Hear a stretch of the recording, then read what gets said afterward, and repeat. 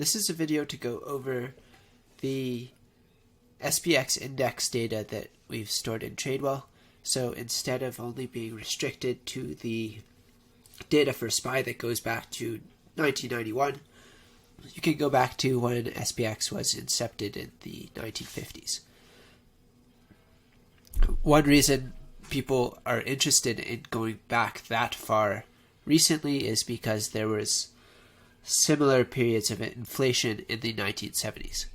So to pull up SPX Index, just type in SPX.index into the input box, hit update, and pulling the range slider back 55 years will get us back to the start of 1970.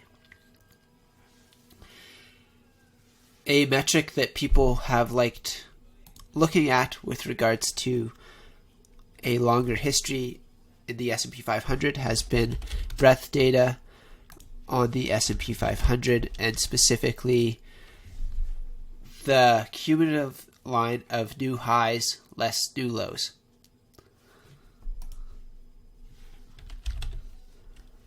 And that's on a 52-week basis.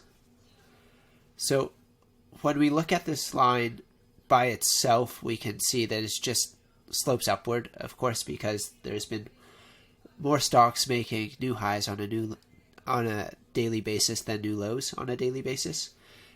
And as a result, that line by itself is not that helpful. So people have asked for a way to normalize that line, and a simple way to do it is looking at a ZScore.